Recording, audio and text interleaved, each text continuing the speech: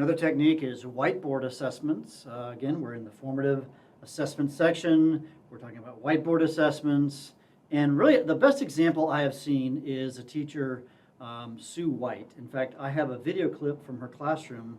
Let's take a look. So what quadrant is that in? None. It's none. Why not? And it's on the y-axis. Good. What's the ordered pair for B?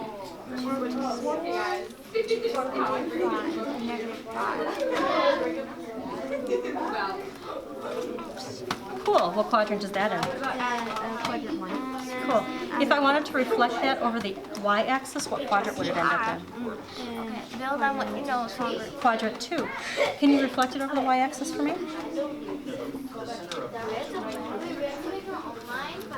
And what is its new coordinate?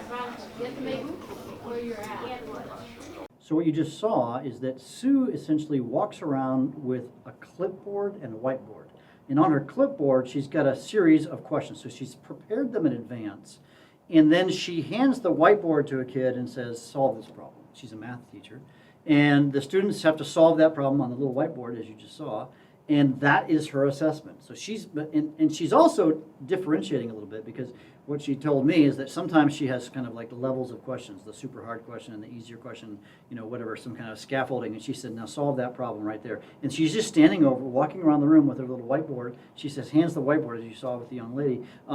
She hands the whiteboard to the young lady, and then she has to then solve it, maybe explain it.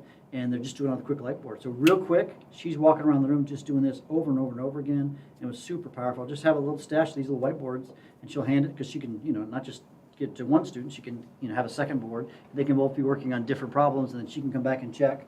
I'll actually do this. I don't have the little whiteboards, which I'd love to get, but I just have lots of whiteboard space in my room. So I'll say, boom, you go solve it on this, you go solve it here. And the students, I find that just the standing up and working problems, again, these are sort of mathy type things, on the board, the whiteboard, really seems to just sort of cement it.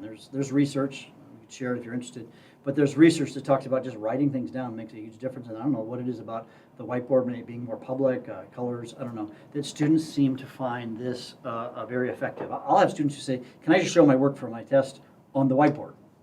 And usually I'll say, yes. So anyways, whiteboard assessments are a great idea.